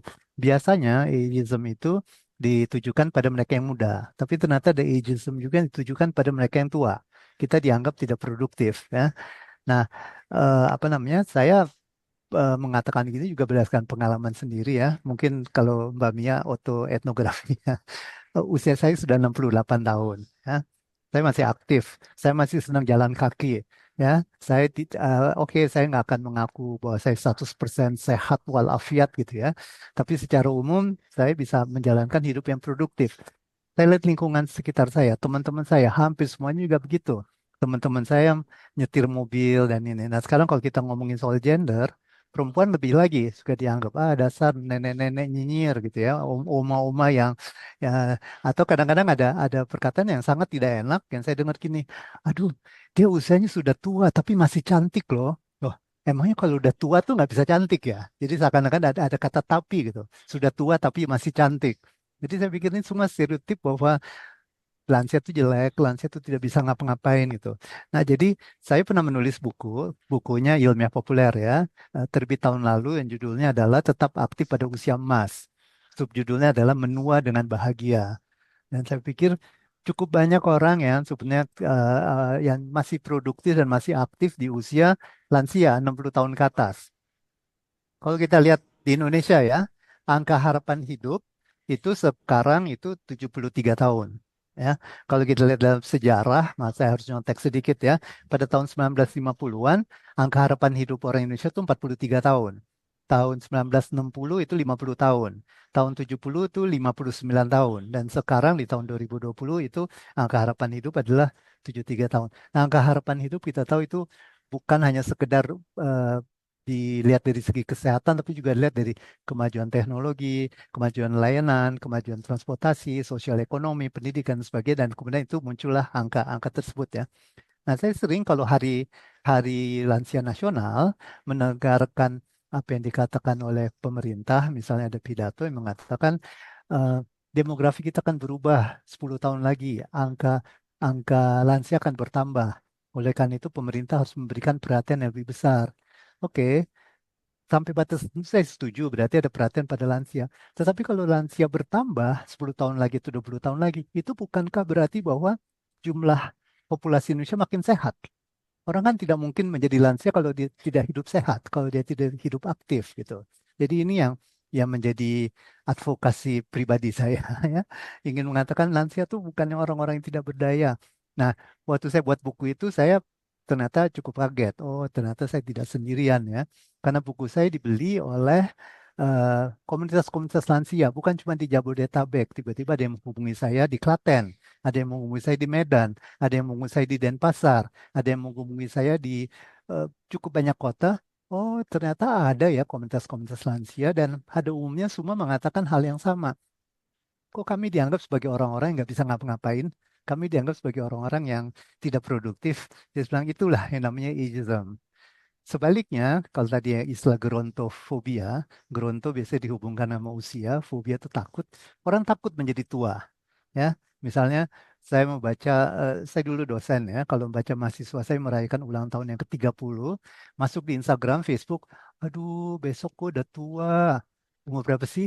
30 udah tua, 30 itu masih muda gitu ya. Jadi seakan-akan bertambah usia itu suatu hal yang menakutkan gitu. Saya tidak pernah ngaku diri saya muda. Kalau orang tanya umurnya berapa, ya saya bilang saya 68 gitu. Enggak, uh, umur itu kan cuma angka sebetulnya ya. Tapi bagaimana kita menjalani hidup itu yang bermakna. Tadi pagi saya menjadi moderator untuk uh, sesi tentang para aktivis feminisme yang pionir. Jadi ada 5 orang yang semua usia sudah tua dan usia itu tidak menghentikan aktivisme mereka di dalam feminisme. Nah, gitu. Nah, itu juga saya bilang itu menarik ya, yang orang tidak melihatnya, aduh kalau udah tua harusnya udah duduk-duduk aja di rumah gitu ya. Nah, ini juga contoh lain lagi tentang misalnya panti jompo, panti werda. Saya nggak suka istilah itu, saya lebih suka dengan istilah rumah rumah lansia kali ya. Di Indonesia masih ada anggapan atau anggapan yang tidak sadar kalau orang yang dimasukkan ke panti werda itu ya tinggal tunggu waktunya aja. Tapi di banyak negara maju, rumah lansia itu ada macam-macam. Memang ada orang yang tidak berdaya, misalnya dia stroke atau mungkin dia Alzheimer gitu. Tapi ada rumah lansia yang sifatnya seperti community center, tempat berkumpul. Lansia-lansia itu berkumpul karena punya pengalaman yang sama, dengan pengalaman sama bisa saling bercerita. Tahun 90-an saya pernah baca sebuah artikel di Harian Kompas tentang sebuah rumah lansia di Jakarta. Orang-orang tuh senang ketemu seusianya, kenapa? Bisa sama-sama ngomong pakai bahasa Belanda, bisa sama-sama ngomongin bintang film zaman dulu, ya. Jadi ada ada ini persamaan. Dan saya melihat juga banyak di negara maju perlu banyak community center bagi lansia. Bahkan buat saya nggak tahu teman-teman lain yang suka nonton film Korea, ada sebuah film Korea yang menunjukkan ada kafe yang dikelola oleh lansia, pelanggannya semua adalah lansia, dan mereka berkumpul, mereka bersenang-senang. Dan saya pikir ini yang dibutuhkan sebetulnya di Indonesia ya. Mungkin tidak perlu mewah kafe gitu, tapi untuk bersenang-senang. Saya juga suka kaget kalau melihat ada orang masukin di Instagram dari uni dengan teman-teman SMP, SMA atau reuni kuliah. Terus gini, waduh, kita dengan reuni ternyata kita lupa umur. Hah, apa hubungannya? Karena mereka nari-nari, mereka joget-joget, mereka bersenang-senang, kita lupa umur. Joget nggak ada hubungannya mau umur. Emang nggak boleh harus stop menari ini joget kalau sudah berusia ya. Jadi itu semua saya bilang itu adalah manifestasi dari gerontofobia dan juga dari apa namanya tadi ageism gitu ya. Jadi kayaknya tuh sudah distereotipkan kalau usia segini harus begini begini tidak boleh begini dan begitu gitu. Nah jadi apa namanya eh, Ibu Sabrina Sadli, seorang psikolog senior yang mungkin kalau yang kenal ya karena dia aktivis perempuan juga, baru saja merayakan usianya ke 98. Saya kenal pribadi dengan Ibu Sabrina Sadli, ngomongnya masih jelas ya, masih ya Pak masih aktif lah cara berpikir dan cara ngomongnya gitu saya pikir. Nah dulu sebenarnya Ibu Sadli juga menginspirasi saya untuk menulis buku tersebut. Saya bilang iya kenapa ya Bu ya kita dianggap kayaknya kok udah lansia nggak bisa ngapa-ngapain gitu. Nah, apa namanya? Mungkin yang eh, ingin saya tambahkan mungkin sebagai akhir dari pembicaraan saya adalah PBB mengeluarkan sebuah ini apa yang menjadi hak dari lansia ya, rights of senior citizens. Yang pertama adalah hak mereka untuk kemandirian, independence. Lalu kemudian hak mereka untuk berpartisipasi dalam kegiatan sosial, terus juga akses kepada layanan kesehatan dan juga punya akses untuk menjalani hidup yang bermakna gitu ya. Ini filosofi sebetulnya ini ya. Tapi saya pikir ini yang harusnya mulai dilakukan atau mulai dijalankan di Indonesia di beberapa di beberapa aspek kehidupan. Saya senang khususnya untuk di Jakarta ya. Lansia sudah mulai diperhatikan. Tadi pagi ada yang menunjukkan kartu lansia. Jadi kalau di Jakarta kita naik transportasi umum, kalau lansia boleh gratis ya. Saya juga bangga karena saya punya kartu itu misalnya. Saya juga melihat sekarang udah mulai diperhatikan. Misalnya saya lagi berdiri di kereta di LRT, petugas akan mendatangi saya, Pak, mau dicarikan tempat duduk? Enggak deh, saya senang berdiri kok gitu. Tapi saya pikir, oh sudah ada perhatian kepada lansia ya, tapi ini belum belum begitu menyeluruh gitu. Nah ini yang saya juga berpikir gini, kenapa sih harus ada usia pensiun? Seakan-akan kalau ada pensiun, sekarang saya nggak tahu, kalau tidak salah di ASN sekarang pensiun 58 tahun ya, 50 tahun. Betul kan saya kalau salah ya. Terus berarti apakah setelah dia usia 58, dia stop? nggak bisa kerja, nggak produktif, nggak, hidup ini masih panjang gitu ya. Jadi saya rasa itu aja, beberapa refleksi. Mungkin saya akan menunggu apa pancingan dari para hadirin, tapi saya mau menutup dengan sebuah quote dalam bahasa Inggris ya. You don't stop dancing because you grow old because you stop dancing. Jadi Anda tidak berhenti menari karena Anda tambah tua, tapi Anda tambah tua karena Anda berhenti menari. Menari boleh Anda ganti dengan bercanda, dengan menyanyi, bersenang-senang, dan sebagainya. Jadi justru karena kita nggak bersenang-senang lagi, disitulah kita menjadi tua. Itu saja dari saya, nanti bisa kita lanjutkan dengan diskusi. Terima kasih banyak. Terima kasih Mas Dani, tepuk tangan untuk Mas Dani, luar biasa ya. Masih ada sebenarnya 2 menit lagi, tapi saya kira bisa kita manfaatkan nanti untuk bertanya dan apa namanya mengomentari apa namanya terhadap semua narasumber. Baik, Bapak Ibu teman-teman semuanya, kita punya waktu sekitar kurang dari 30 menit. Berapa ya? Berarti 16 menit. Nah, nah, nah. 30 berarti kurang lebih 20 menit. Kecuali nanti teman-teman berkenan untuk menambah beberapa menit begitu, monggo. Nah, silakan saya memberi waktu kepada hadirin semuanya untuk menyampaikan komentar atau bertanya kepada narasumber. Mohon nanti pertanyaannya singkat, jelas, padat, dan ditujukan kepada siapa. Kita akan mengumpulkan pertanyaan dari paling tidak 3 orang dulu, baru kemudian nanti dijawab begitu ya. Nah, sebelum saya serahkan waktu kepada teman-teman untuk bertanya atau berkomentar, beberapa hal yang mungkin bisa kita highlight dari 4 narasumber ini bahwa diskusi kita pada sore hari ini temanya sangat menarik, apa range-nya cukup luas gitu dari mulai isu terkait dengan penyandang disabilitas di khususnya perempuan di sosial media, kemudian juga soal autism dan pengasuhan anak serta pekerja sosial, bagaimana mereka kemudian menghadapi masalah dan apa yang diharapkan, dan kemudian juga tadi soal apa namanya autoetnografi yang menarik dari Mbak Mia terkait dengan isu bipolar dan juga penyandang disabilitas secara umum, dan yang terakhir ini menarik, bukan berarti yang terakhir itu karena bicara soal ini ya Mas Dani, soal soal lansia lalu dikasih terakhir karena memang di listnya itu terakhir ya. Saya diminta minta panitia untuk urut gitu, tapi tidak sengaja loh Mas Dani ya. Jadi jangan tersinggung Tidak apa-apa. kalau dikasih terakhir karena isu lansia gitu. Ini menarik ya. Isu lansia saya kira juga merupakan isu yang penting, dan tadi di akhir quote dari Mas Dani cukup menarik. Bagi yang tidak bisa dancing mungkin apa yang bisa dilakukan ya. Saya kira itu. Baik, silakan kepada teman-teman yang ingin langsung bertanya atau berkomentar melalui apa namanya langsung gitu ya, tidak tertulis. Silakan langsung open mic saja. Silakan. Teh Wiwin, Adakah? Teh Ya, Wiwin di kolom Q&A ada pertanyaan. iya. Oke. Apakah bisa dibantu membacakan atau saya bisa akses gimana ya kok lupa caranya? Win ke Q&A di bawah. Iya, iya. Kalau enggak Q&A. Baik. Oh iya, ada yang iya, sudah ada more, 2. udah. Ya, baik. Terima kasih. Sudah ada satu pertanyaan karena yang satu lagi, yang satu lebih ke ucapan terima kasih. Satu pertanyaan untuk oh masih ada lagi 2 ya. Jadi ada 2 pertanyaan nih baru masuk. Kepada Kak Ana ya, Mbak Ana mau bertanya ini, apakah di riset Kak Ana ada dimensi yang membahas opsi akses terhadap pengasuh dari pihak swasta? Maksudnya caregiver panggilan, apakah hal ini cukup diakses oleh teman-teman di Makassar? Itu pertanyaan buat Mbak Ana. Sudah jelas ya pertanyaannya, Mbak? Lalu yang berikutnya, pertanyaan untuk Mas Dani. Saya Emanuela dari Manado. Pertanyaan saya untuk Mas Dani.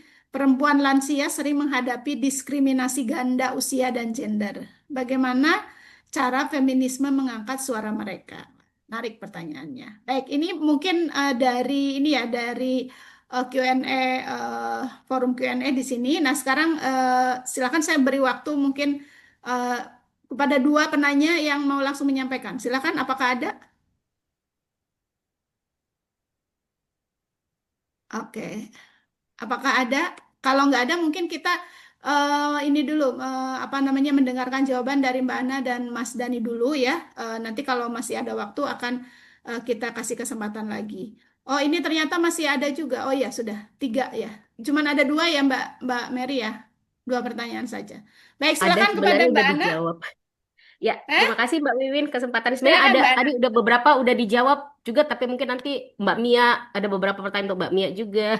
Mungkin bisa dijawab secara langsung. Ya, terkait dengan pertanyaan mengenai caregiver swasta, kalau di Makassar itu belum ada gitu. Dan memang ini karena kita apa namanya sering diskusi dan teman-teman memang caregiver swasta itu belum ada. Bahkan untuk lansia pun contohnya untuk yang menjaga, bantu jaga di rumah atau di rumah sakit itu masih agak susah kita dapatkan di Makassar. Yang kebanyakan adalah sebagai neni ya atau babysitter aja yang banyak kalau di Kota Makassar.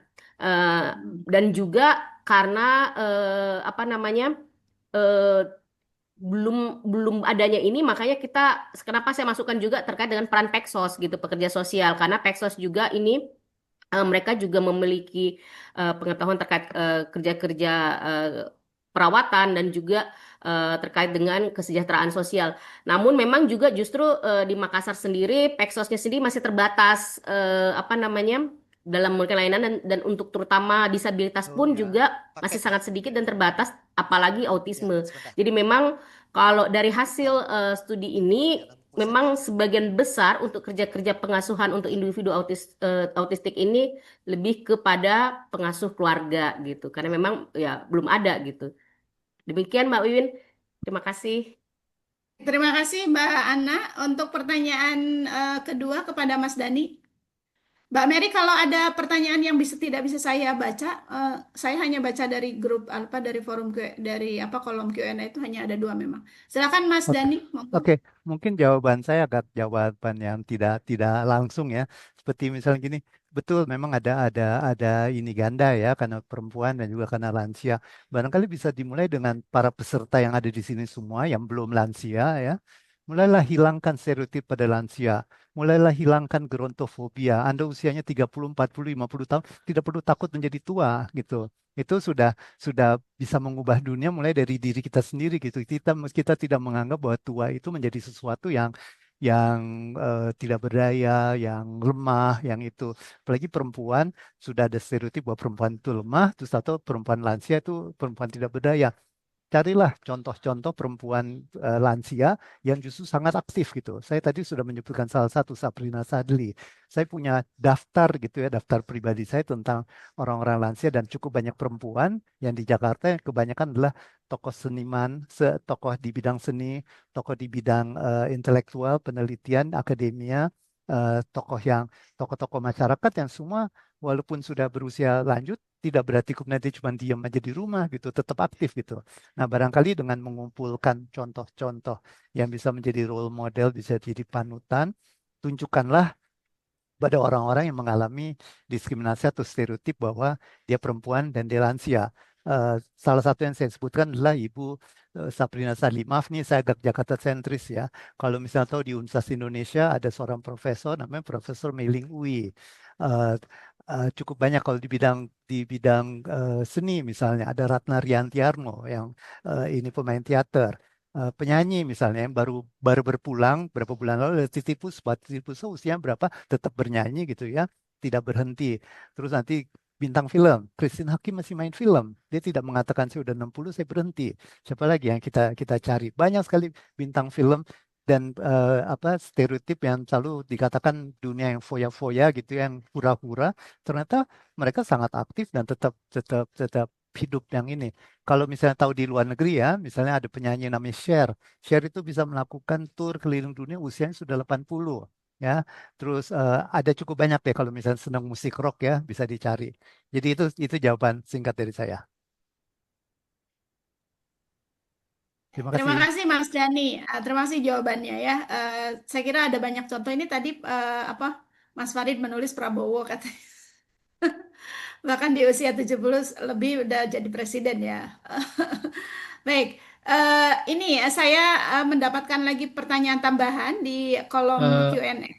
ya ini Ya, ada yang udah dijawab oh, oke. tertulis, mohon juga direspon secara verbal karena nanti bisa direkam. Saya bacakan aja ya, nanti bisa dijawab ulang pertanyaannya. Hmm, Untuk Kak Ana, fasilitas umum yang inklusif masih menjadi PR besar pemerintah. Bagaimana mendesakkan kebijakan pembangunan infrastruktur yang inklusif sehingga para disabilitas dan lansia bisa mengakses fasilitas umum dengan aman. Untuk Kak Ana, untuk Mbak Mia, apakah ada komunitas bipolar yang bisa diakses untuk media sharing secara online? Mengingat banyak mahasiswa saya mengalami bipolar ini dari Agustina Setiari. Sudah dijawab tertulis, tapi mohon dijawab dengan verbal supaya bisa terdokumentasikan. Terakhir, Mbak Mia sejak kapan menyadari masalah? Anakku satu ada yang dari kecil sudah speech delay dan ada dalam spektrum autism. Mungkin ini juga bisa ditanyakan ke Amirah ya.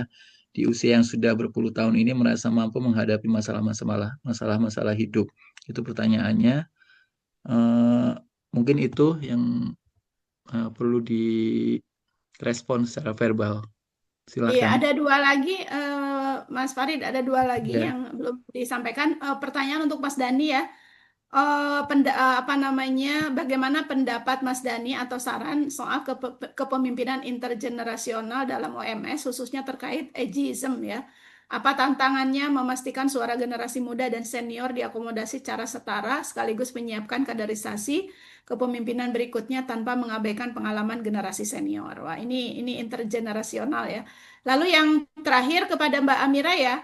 Halo, dari tidak disebutkan ya dari siapa. Halo Kak Amira, saya tadi mendengar Kak Amira baru didiagnos dengan ASD di usia 30 tahun ya. Boleh di-share-kah Kak mengenai proses bagaimana bisa mengetahui hal tersebut? Apakah ada informasi-informasi mengenai layanan bantuan terutama bagi perempuan dewasa dengan disabilitas mental? Nah, itu. Jadi sudah apa semua narasumber sudah mendapatkan pertanyaannya gitu. Silahkan bisa dijawab satu-satu. Mungkin mulai dari Mbak Mia dulu. Silakan Mbak Mia. Oke, tadi ada pertanyaan ke saya tentang apa yang tadi saya mendengar bahwa bunuh diri adalah penyebab kematian terbesar. Sudah di chat saya sudah menyebutkan bukan terbesar, tapi salah satu yang terbesar. Ini saya temukan di artikel judulnya Implikasi Kebijakan Sosial Politik Ekonomi dan Pendidikan terhadap Perilaku Sehat yang ditulis oleh Profesor Hasbullah Tabrani. Jadi di situ disebutkan salah satu ya, jadi bukan terbesar tapi salah satu yang terbesar. Lalu ini dari Mbak Agustina tentang komunitas bipolar. Saya sudah berikan link komunitas bipolar, ada Bipolar Care Indonesia, itu ada lamannya, situsnya.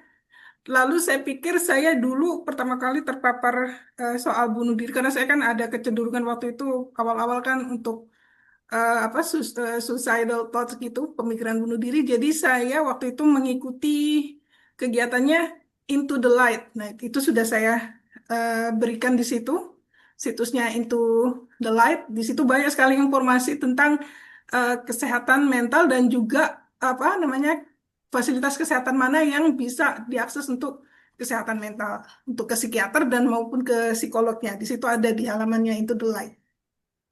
Lalu yang dari Mbak Retno ini sejak kapan menyadari masalahnya? Mungkin mungkin saya ya dulu sih memang dari dulu ya sebenarnya saya aware bukan aware sih tapi dari dulu saya memang ininya kan naik turun apa emosinya dari saya remaja itu kan sebenarnya seperti itu. Tapi saya baru benar-benar aware ketika terpapar dengan isu kesehatan mental yaitu salah satunya ketika saya bergabung dengan pertemuannya Into the Light. Nah, akhirnya saya memutuskan tahun 2019 itu saya pergi menemui psikiater dan saya tahu diagnosanya ya dari psikiater itu kalau bipolar gitu. Lalu yang ini yang buat saya Mbak Mia dipublish untuk publish di Let's Talk aja lah ya. Nanti kan bikin buku lagi kan ya Mas Farid ya, saya publish di situ aja lah ya. Dah itu dari saya. Ya, Baik, terima kasih Mbak Mia. Silakan yang berikutnya Mbak Ana, setelah itu Mbak Amira dan terakhir Mas Dani. Ya, terima kasih Mbak Wiwin. Ya, untuk pertanyaan dari Mbak Agustina ya terkait dengan fasilitas umum yang masih menjadi PR besar. Ya, ini memang masih di mana-mana ya PR besar karena kadang-kadang juga ketika pemerintah itu konon katanya dia sudah menyediakan akses dan akomodasi layak untuk disabilitas, tapi karena tidak melibatkan teman-teman penyandang disabilitas sendiri dalam melakukan perencanaan atau bahkan untuk konsultasi, itu memang akhirnya kadang-kadang malah jadi sia-sia gitu. Nah, kalau di Makassar sendiri memang kami dari sekitar 22 OPDIS yang ada di Kota Makassar ini kami sangat proaktif ya.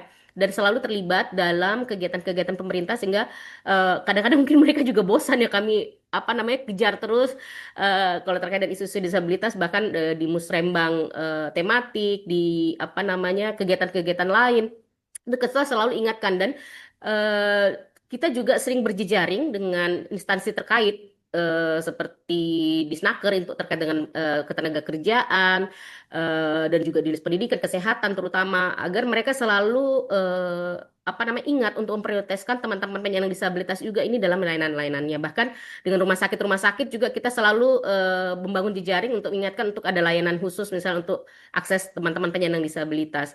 Dan juga kami banyak melibatkan teman-teman relawan di Makassar juga ada beberapa komunitas relawan untuk biasanya terutama teman-teman netra ya dan teman-teman tuli untuk mengakses fasilitas umum atau layanan-layanan umum. Jadi memang kerja-kerja terkait dengan apa nama isu disabilitas ini harus harus kalau bahasanya pemerintah pentahelix dan juga harus apa namanya saling berkoordinasi ya berkolaborasi satu sama lain dan jangan menunggu kalau kami tuh nggak mau menunggu kami proaktif gitu bahkan kalau tidak ada misalnya kegiatan pemerintah tidak ada disabilitasnya pasti selalu kami ingatkan gitu. Harus ada disabilitas terlibat harus ada mereka ikut dalam kegiatan tersebut itu sih dari pengalaman kami di Makassar Mbak. Ya, terima kasih Mbak Ana. Selanjutnya silakan Mbak Amira bisa merespon tadi pertanyaan. Baik, makasih pertanyaannya. Jadi betul memang saya baru didiagnosis autisme itu di usia 30 plus gitu ya. Dan itu juga awalnya ketika saya membawa anak terapi. Nah, terus jadi psikolog anak yang memang meriksa anak itu mungkin mengamati gitu ya dari beberapa kali visit, kemudian menyarankan kayak mamanya coba dicek deh gitu. Nah, awalnya dari situ. Tapi memang prosesnya juga panjang gitu karena di awal juga saya merasa ada sesuatu yang berbeda gitu ya. Tapi ya udah saya pikir emang itu sesuatu yang dialami aja sama semua orang gitu ternyata tidak. Nah terus kemudian saya konsultasi kebetulan saya juga ke psikiater karena moderate depression.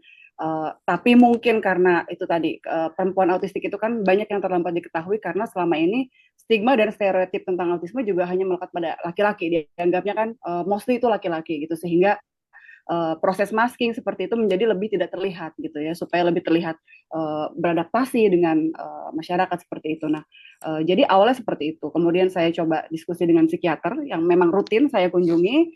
Kemudian sesudah itu dapat diagnosis setelah checklist sama seperti yang dilakukan ke anak saya juga. Cuman bedanya ketika anak saya diagnosis itu ada 3 tim dokter gitu ya. Cuman pada saat itu diagnosisnya bersama psikiater saja. Tapi kemudian saya juga mencari second opinion.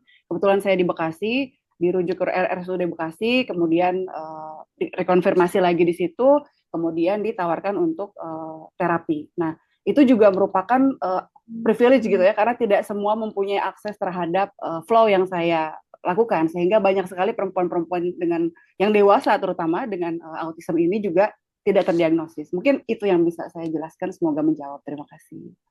Oke, baik. Terima kasih Mbak Amira. Dan ini kita sudah hampir di ujung waktu ya. Mohon maaf tidak bisa menambah waktu untuk Q&A berikutnya. Kami ucapkan terima kasih kepada seluruh narasumber atas respon balik dan juga kepada teman-teman peserta yang sudah bertanya dan memberikan komentar. Sekali lagi tepuk tangan untuk kita semuanya ya.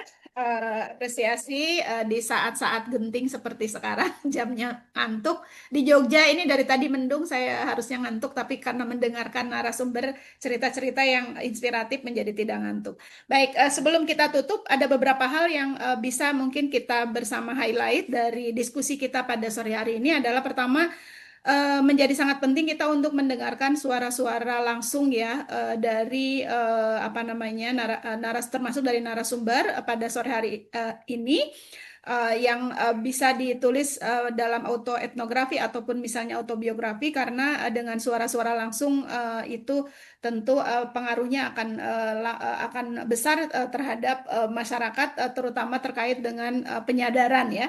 Itu yang pertama. Yang kedua mungkin riset-riset di isu tema disabilitas, kemudian cross cutting dengan isu perempuan itu masih harus terus perlu dikembangkan karena ini juga akan penting untuk bagaimana bisa mempengaruhi kebijakan dengan misalnya policy paper dari tiga narasumber ini atau dari semua narasumber ini sebenarnya bagus kalau kemudian ini bisa menghasilkan policy brief, terutama tadi yang jelas Mbak Ana ya. Mbak Ana sudah, saya kira sudah akan ada upaya, dan juga Mbak Amira dan mungkin nanti Mbak Mia dan Mas Dani, kalau kemudian itu bisa ditulis menjadi sebuah policy paper, itu menjadi sangat menarik dan baik. Kemudian yang berikutnya, saya kira tadi dari semua paparan narasumber juga kita mendengar soal stigma, soal bahkan kekerasan masih ada terkait dengan dua isu ini, isu disabilitas, kemudian perempuan dan lain-lain itu. Maka saya kira ke depan kerja-kerja sosialisasi dan penyadaran masih harus terus dilakukan, juga tadi advokasi dengan pelibatan langsung dari penyandang disabilitas. Saya kira ini menjadi PR besar di mana-mana, termasuk di Jogja ya. Di Jogja itu ada juga teman yang khusus fokus ke situ, yaitu Hana Indonesia. Mungkin Bapak Ibu semuanya sudah mengetahui. Dan yang terakhir tadi di-highlight juga oleh semua narasumber terkait dengan pentingnya kolaborasi lintas sektor, minimal pentahelix, dan tadi ya tidak patah semangat. Justru kita yang harus proaktif. Kalau tidak ada suara, tidak ada upaya, ya kita harus proaktif. Saya kira kita semua memiliki spirit itu di ruangan ini. Sekali lagi terima kasih atas partisipasi aktifnya dari semuanya. Terakhir kita beri tepuk tangan lagi untuk semua narasumber dan untuk kita semuanya. Ya, sebelum saya mengembalikan ke host ya, kita akan foto bersama dulu teman-teman semuanya. Bagi yang berkenan mohon bisa open video ya. Baik. Nah, oke. Ya, kakak izin untuk mengambil gambar ya, karena cuma satu slide. Mari kita tampilkan senyum yang terbaik dan juga boleh kasih emot kalau mau. Saya akan hitung. Oke, 1, 2, 3. Iya, ini lagi mungkin boleh? Oke. Baik. Oke, 1, 2, 3. Love. Oke, terima kasih kakak-kakak. Saya Terima kembalikan. kasih semuanya. Terima kasih banyak. Mohon maaf dari saya sebagai fasilitator untuk diskusi kita pada sore hari ini. Kalau ada kekurangan, ada khilafan, mohon maaf. Saya akhiri. Mari kita akhiri dengan Assalamualaikum warahmatullahi wabarakatuh, dan saya serahkan berikutnya kepada Mas Farid. Iya, terima kasih Dr. Wiwin Siti Aminah Rahmawati untuk memfasilitasi dan melit sesi ini. Diskusi yang sangat penting dan menarik ya, bukan hanya secara akademik tapi juga untuk advokasi hak-hak disabilitas, hak-hak lansia. Kita jadi tahu sekarang lansia adalah isu HAM juga gitu ya. Perlu pengakuan tentang identitasnya, tentang pemenuhan haknya yang lain. Juga teman-teman yang mengalami dan struggle fighting against mental health seperti Mbak Mia ini. Saya senang karena forum ini bisa menjadi ruang berbagi yang aman dan kritis gitu ya, bukan cuma aman tapi kritis, dan menguatkan pemahaman dan awareness kita tentang hak-hak lansia, hak-hak disabilitas, dan juga hak-hak warga negara dengan mental health seperti Mbak Mia ini. Jangan lupa setelah maghrib nanti silakan makan malam dulu, mandi dulu. Kita akan punya 4 sesi terakhir di hari ini, juga sangat penting, jadi nanti bisa bergabung lagi gitu ya. Sekali lagi terima kasih kepada semuanya. Nanti juga rekamannya akan ada tersedia di channel YouTube Let's Talk, jadi bisa jadi bahan pelajaran dan bahan ajar yang terus-menerus seperti itu. Terima kasih sekali lagi, salam sehat semuanya, sampai ketemu di sesi selanjutnya. Saya tutup ya. Yap. Makasih, dadah. Terima kasih.